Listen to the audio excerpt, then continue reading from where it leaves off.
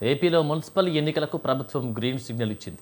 రాష్ట్రంలోని 100 పట్టణ స్థానిక సంస్థలకు ఎన్నికలు నిర్వహించేందుకు ప్రభుత్వం చర్యలు ప్రారంభించింది.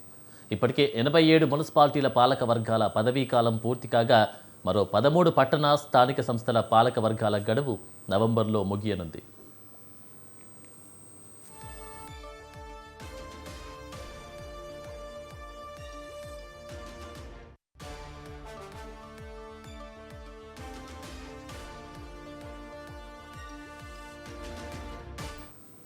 ఈ నేపథ్యంలో మొత్తం 100 పట్టణ స్థానిక సంస్థలకు ఎన్నికలు నిర్వహించే దిశగా ప్రభుత్వం నిర్ణయం తీసుకుంది. ఎన్నికల నిర్వహణకు సంబంధించి ఆంధ్రప్రదేశ్ ఎన్నికల సంఘంతో సమన్వయం చేసుకుని ముందుకెళ్లాలని అధికారులను ఆదేశించింది. ఎన్నికల ప్రక్రియ సజావుగా నిర్వహించేందుకు అవసరమైన అన్ని ఏర్పాట్లు పూర్తి చేయాలని ప్రభుత్వం స్పష్టం చేసింది.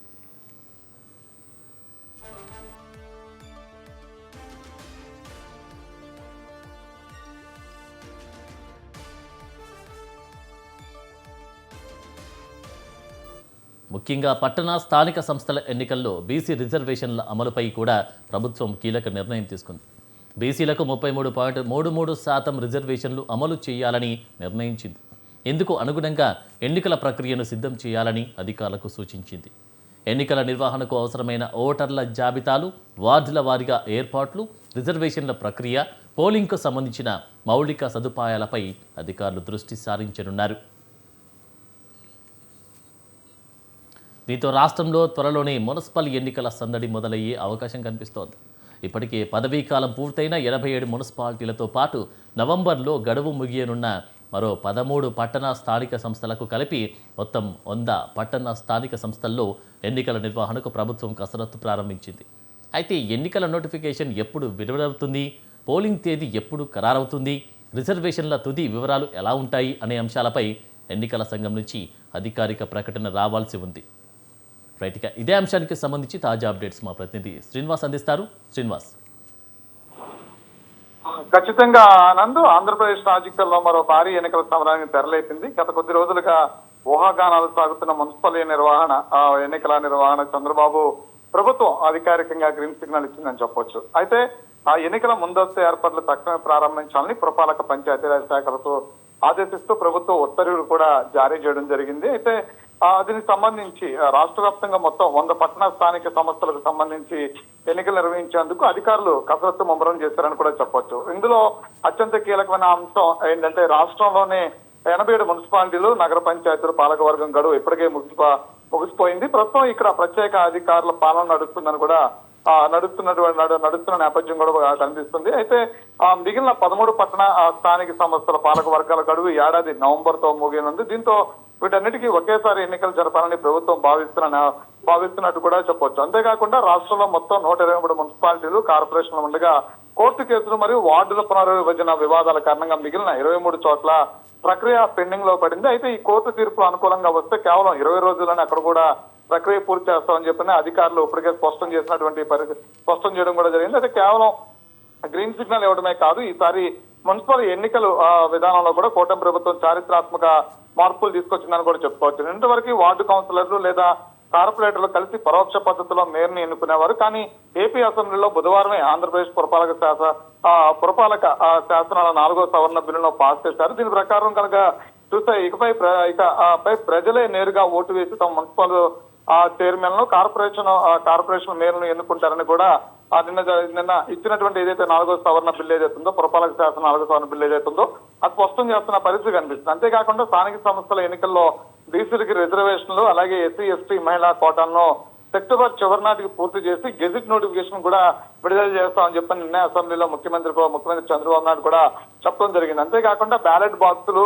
పోలింగ్ మెటీరియల్ సేకరణకు తక్షణమే టెండర్లు పిలవాలని మున్సిపల్ శాఖకు ప్రభుత్వం స్పష్టమైన ఆదేశాలు కూడా ఇవ్వడం కూడా జరిగింది. అయితే రాష్ట్రంలో ఎన్నికల సంఘం ఇప్పటికీ ఓటర్ల జాబితా రాష్ట్రంలో ఉన్నటువంటి ఎన్నికల సంఘం కూడా ఇప్పటికే ఆ ఓటర్ల జాబితా తయారీపై కసరత్తు ప్రారంభించిందని కూడా చెప్పొచ్చు. అయితే సెప్టెంబర్ మొదటి వారంలో వార్డుల వారిగా ఫోటో ఓటర్ల జాబితాను ప్రచురిస్తారని చెప్తున్నారు. అయితే ఇది కాకుండా విశ్వసనీయ వర్గాల సమాచారం ప్రకారం మనం చూస్తే కనుక సెప్టెంబర్ చివరి వారంలో లేదా అక్టోబర్ మొదటి వారంలో మున్సిపల్ ఎన్నికలు అధికారికంగా నోటిఫికేషన్ షెడ్యూల్ వచ్చే అవకాశాలు స్పష్టంగా కనిపిస్తున్నాయని కూడా చెప్పొచ్చు. ప్రభుత్వం నుంచి గ్రీన్ సిగ్నల్ రావడంతో ఇటు అధికారులు అడ్మినిస్ట్రేషన్ ఏర్పాట్లతో మునిగిపోగా ఇటు అధికార కూటమి టీడీపీ, జనసేన, బీజేపీ మరియు ప్రతిపక్ష వైఎస్ఆర్ కాంగ్రెస్ పార్టీలు కూడా క్షేత్రస్థాయిలో వ్యూహాత్మకతో సిద్ధమవుతున్నారని ఈ రోజు జగన్మోహన్ రెడ్డి నిర్వహించినటువంటి ఏదైతే రాజమండ్రికి సంబంధించినటువంటి సమన్వయకర్తల సమావేశం ఏదైతే ఉందో దాని సమావేశంలో కూడా రానున్న రోజుల్లో గెలుపు ధీమాను వ్యక్తం చేస్తూ కూడా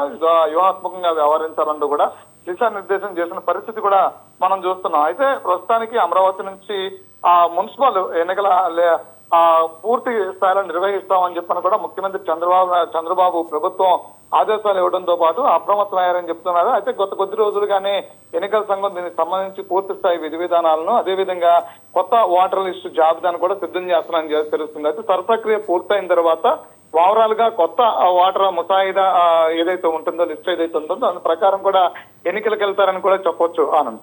శ్రీనివాస్, మరి గతంలో వైఎస్ఆర్సీపీ అధికారంలో ఉన్నప్పుడు కూడా ఈ యొక్క ఎలక్షన్స్ విషయంలో క్లీన్ స్వీప్ చేసినటువంటి సందర్భాలు కూడా చూసాం. సో మరి ఇప్పుడు అధికారంలో కూటమి ప్రభుత్వం ఉంది కదా, సో అదే రిపీట్ అయ్యే అవకాశం ఉందా, లేకపోతే ప్రజల నాడిని పట్టుకోవడానికి ఈ కూటమి ప్రభుత్వమే కావచ్చు, ఇటు వైఎస్ఆర్సీపీ కావచ్చు, ఏ విధమైనటువంటి అడుగులు వేసే అవకాశం కనిపిస్తూ ఉంది? అంటే గతంలో మనం చూస్తే కనుక చాలా చోట్ల ఎన్నికలు, స్థానిక సంస్థలకు సంబంధించినటువంటి ఎన్నికలు ప్రక్రియ కూడా చాలా గందరగోళం నెలకొన్నటువంటి పరిస్థితులు చూస్తున్నాము.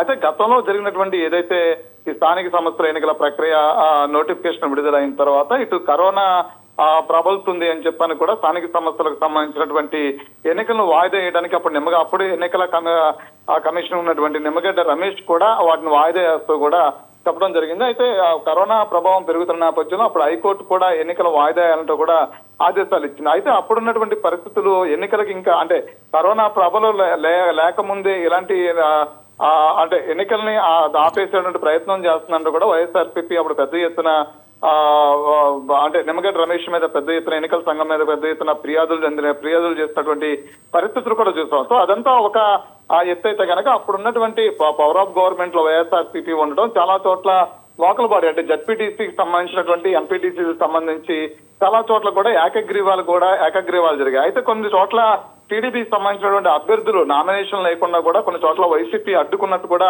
అప్పుడు పెద్ద ఎత్తున ప్రచారం జరగడమే కాకుండా పెద్ద కథనాలు కూడా వెలువడినటువంటి నేపథ్యం చూస్తాం. అయితే ఈ టర్మ్ లో జరుగుతున్నటువంటి మున్సిపాలిటీ కావచ్చు, అదేవిధంగా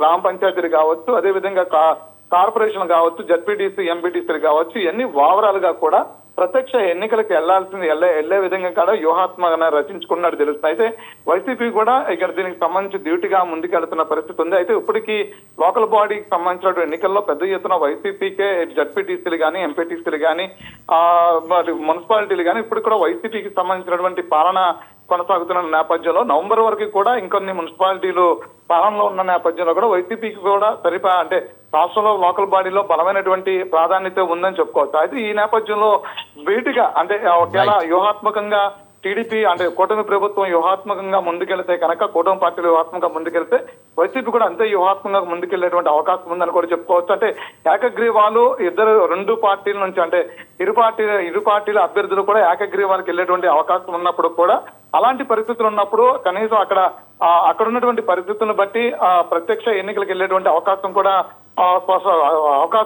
ఉందని కూడా చెప్పొచ్చు. అలా లేని నేపథ్యంలో కూడా కొన్ని ప్రాంతాల్లో ఏకగ్రీవాలు లేనటువంటి అవకాశం ఉన్న పరిస్థితులు అది అధికారికంగా అంటే పవర్ ఆఫ్ గవర్నమెంట్ ఉన్నటువంటి పరిస్థితుల్లో అధికారిక పార్టీకి వైపు మాత్రమే ఏకగ్రీవాలు ఎక్కువ జరిగే అవకాశం ఉంది. దాన్ని గతంలోనే జగన్మోహన్ రెడ్డి కూడా గతంలోనే కొంత స్పష్టం కూడా చేయడం జరిగింది. ఈసారి టర్మ్ లో ఆ కూటమి ప్రభుత్వం ఎక్కువ శాతం అధికారంలో ఉండటం వల్ల ఏకగ్రీవాలు చేసే అవకాశం ఉంది.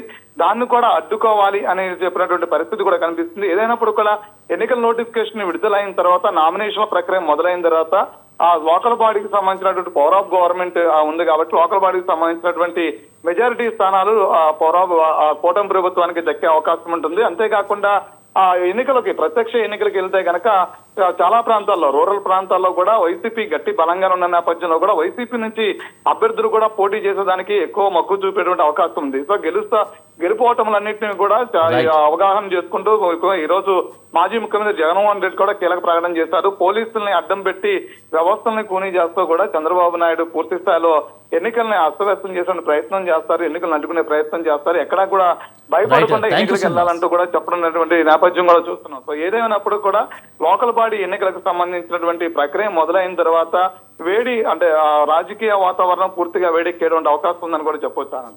Right, thank you Srinivas.